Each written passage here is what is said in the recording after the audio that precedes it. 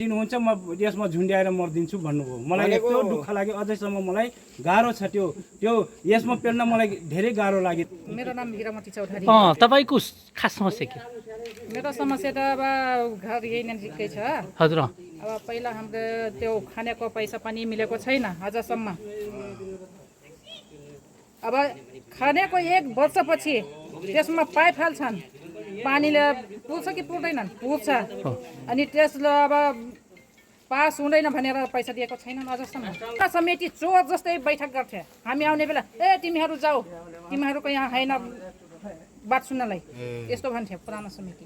दर्शकबिन नमस्कार। अहिले म कैलाली जिल्लाको घोडाघोरी नगरपालिका वडा नम्बर 3 मा रहेको भोजपुर खानेपानी सरसफाई तथा उपभोक्ता समितिको प्राङ्गणमा। दर्शकबिन यस भोजपुर खानेपानीको पुरानो समिति रहँदा पनि त्यो भोजपुर खानेपानी सरसफाई उपभोक्ता समितिको पुरानो समिति रहँदा पनि, पुरानो कार्य समिति रहँदा पनि यसमा यो विवादै विवाद रह्यो। तर नयाँ कार्य समिति आयो पनि विवाद रहित छ। यो विवादै विवाद भइरहेको, यो खास कारण के हो, के कारणले विवाद भइरहेको र किन विवाद भइरहेको छ, यसको बारेमा विस्तृत रूपमा जानकारी लिनको लागि अहिले म यस भोजपुर खानेपानी उपभोक्ता सरसफाई समितिको प्राङ्गणमा छु। अहिले म यहाँका स्थानीय, यहाँका कार्य समितिको अध्यक्ष लगायत व्यक्तिहरूसँग म कुरा गर्नेछु। किन र के कारणले विवाद भइरहेको भन्ने बारेमा म बुझ्नेछु। तपाईहरूले यो भिडियोलाई अन्तिमसम्म हेरेर सहयोग गरिदिनुहोला र आफ्ना मनमा लागेका विचार कमेन्ट बक्समा राख्नुहोला र भिडियोलाई धेरैभन्दा धेरै सेयर गर्नुहोला। कुरा के हो भने चाहिँ कर्मचारी चाहिँ पुरानै समितिको निर्णयअनुसार पुरानै समितिको निर्णयअनुसार निर्वाचन गरायो। निर्वाचनबाट कर्मचारी छनौट गर्ने भनेर खासमा त तिनीहरूको निर्णयमा के छ भनेपछि उपभोक्ताभित्रै को कर्मचारी राख्ने भन्ने निर्णय थियो। क्लियर हेर्दाखेरि निर्णयमा छ। तर यिनीहरूको विपरीत वडा अध्यक्ष 7 नम्बर 3 वडा अध्यक्ष बसी यहाँका भर्मचा सबै बसिकन खास कुरा के भने अब चाहिँ भ्याकेन्सी खोल्नुपर्छ। भ्याकेन्सी खोलेर यिनीहरूले अब हामीले त्यतिखेर त निष्पक्ष भ्याकेन्सी खोले सबैले जानकारी गराएकै हो, प्लस मिडियामा पनि आएकै हो, स्पष्ट भ्याकेन्सी भएको हुन। तर भित्री कुरा हामीलाई थाहा थिएन। भ्याकेन्सी हुँदै 10,000 मन्दिरमा लिएर किन लग्यो त? त्यो कुरा त हामीलाई हिजो 2 दिन भयो थाहा भएको। जुन कर्मचारीले हामीले यहीँ आएर यस्तो भएको ठिक ठाडै आरोप लगाइसकेपछि बल्ल हामीलाई थाहा भएको। अब के हुन्छ, के गर्नुहुन्छ? अब हामीहरूको भोलिको दिनमै नयाँ समितिको बैठक बसी दुईटैलाई यो लिने र दिने दुईटैलाई राखेर उनको निष्पष्टीकरण के हो स्पष्ट कुरा लिएर हामी चाहिँ दुईटैको अफिसले दुईटैलाई निगरानीमा राखेर तिनीहरूको अगाडिको प्रक्रिया चाहिँ चालु हुन्छ। अब यो एउटा अर्को महत्त्वपूर्ण कुरा के आयो भने यो समितिका उपभोक्तै नभएका र यो खानेपानीमा कुनै साइनो नभएका व्यक्तिलाई सल्लाहकार बनाइयो र त्यो समितिलाई पुरै चलायमान तिनै व्यक्तिले गर्छन् भन्ने आरोप छ। त्यो त छैन। अहिलेसम्म हामीले बसेअनुसार अहिलेसम्म हामीले आएको 2.5-3 महिना भयो होला, भएअनुसार हामीले कामै गर्न पाएछौँ। कसरी उनले चलायो भन्ने कुरा हो क्या। कामै गर्न पाएछौँ। 3 महिनाको तपाईँहरूको प्रगति के छ? 3 महिना प्रगति हामीले अब सङ्घीयमा पत्र बुझाएका छौँ। यो हाम्रो खानेपानीको मागको पत्र सङ्घीय बुझाएको छौँ। प्लस एउटा चाहिँ ख वर्गको खुसीराम चौधरीजी उहाँले तपाईँ निवेदन ल्याउनुहोस्, तपाईँको खाका बनाएर ल्याउनुहोस्, उहाँले बुझाएको छौँ। 3 महिनाको हाम्रो गरेको भनेको बस हामीले चाहिँ यहाँको दुःख भनौँ न, यहाँको समस्यालाई चाहिँ पत्रअनुसार दर्शाएका चाहिँ छौँ। अब घुस दिने कर्मचारीलाई त निकाल्ने भन्नुभयो यहाँले नै र घुस लिने सल्लाहकारलाई निकाल्नु? दुईटैले बसाइ निस्कनु निकाल्ने भन्ने कुरा गरेन मैले। दुईटैले बसाएर दुईटैको स्पष्टीकरण लिने, किन लियो किन दियो पुष्टि भयो भने के गर्ने? पुष्टि भयो भने समितिले कारबाही गर्छ नि। हामीले समिति कारबाही संस्थाबाट हामीले हटाइन्छ। मेरो नाम मोहम्मद चौधरी। मलाई चाहिँ यो भ्याकेन्सी खोलाउनु भन्दा पहिला चाहिँ 3 नम्बरको अध्यक्ष लगायत धेरैजना चाहिँ मलाई भ्याकेन्सी खोलाउनु पर्छ र चाहिँ 2 जनाको हाम्रो तेज बहादुरको र चाहिँ ललिताको फोन नाम आयो। त्यतिखेर मैले भने त्यो एकदमै चाहिँ त्यसमा भ्याकेन्सीमा चाहिँ पास भएपछि मात्रै चाहिँ हुन्छ र त्यतिखेर ललिताले मलाई फोन गर्नुभयो। उनले कसलाई नम्बर दियो के दियो मलाई थाहा थिएन, तर उनले डाइरेक्ट मलाई भन्नुभयो तपाईँ उपाध्यक्ष हो? मैले त्यतिखेर चाहिँ सबै पार्टीको मान्छे मलाई राख्न लाग्छन् अनि सबैजना खुसी भइसकेछन्। तपाईँ किन चाहिँ हुनुभएको छैन? मैले हजुर त्यो हुन सकिँदैन मेरो हातबाट।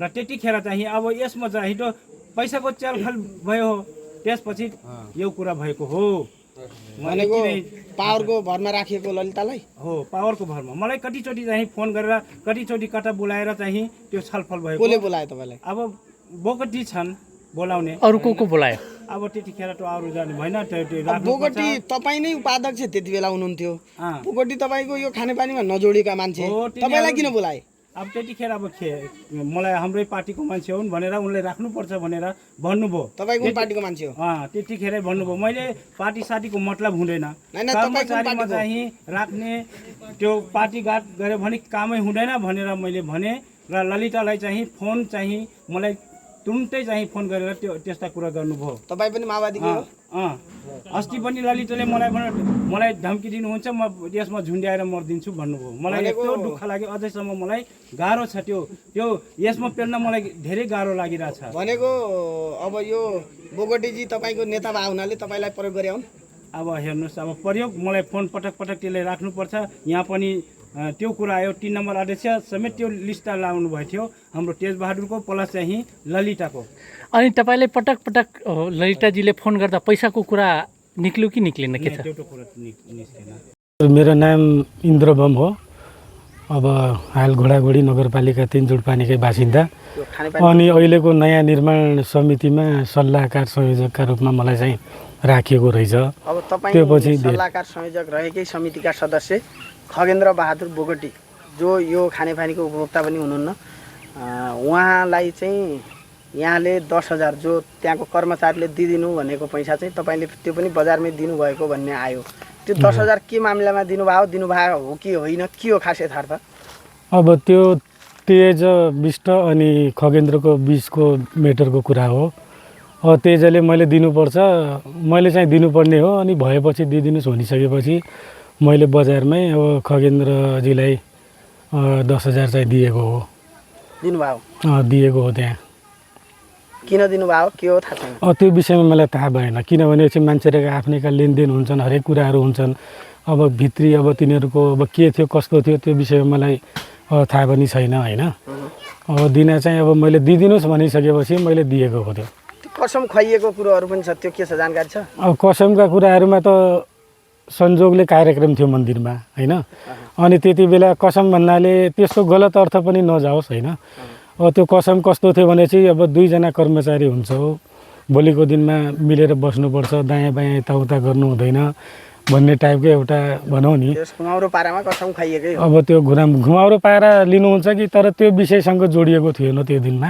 होइन अन्तिममा पुग्न हजुर तपाईँले दिएको 10,000 कोबाट लिएर कसलाई दिनुभएको थियो तपाईँकै मुखबाट भनिदिनुहोस् 10,000 तेज विष्टले दिनुपर्ने छ मैले चाहिँ अहिले म बैङ्कबाट निकाल्नु छैन अहिले छ भनेपछि दिइदिनुहोस् भनेपछि मैले चाहिँ तेजलाई दिएँ तेजबाट नै अब उनले लिएका हुन् कसले खगेन्द्रजीले त लिया होला नि त अब उति बेला तिनी थिए होइन खगेन्द्र थुप्रै छ हाम्रो पालिकामा अलि स्पष्ट नाम भनिदिनुहोस् खगेन्द्र बोगटी थिए उहाँको हातमा तपाईँले दिनुभयो उहाँको हातमा तेजबाट गयो हो तपाईँको हातले गयो कि तेजको हातले गयो त्यो तेजकै हातबाट गयो हो तर मलाई दिइदिनु भनेको थियो मैले तेजलाई दिएँ उनले दिए हुन् मैले त कसैलाई दिने कुरो रहेन नि त ऋण मागे जस्तो गरिसकेपछि मैले चाहिँ दिएको हो तेजलाई दिएको तेजले के गर्यो त्यो उसलाई थाहा होला हजुर मेरो नाम चाहिँ देव चौधरी यहाँको पूर्व कर्मचारी हो हजुर हजुर के गर्नुहुन्थ्यो हजुर मैले चाहिँ हजुरको प्लम्बिङ रिडिङ अनि हजुरको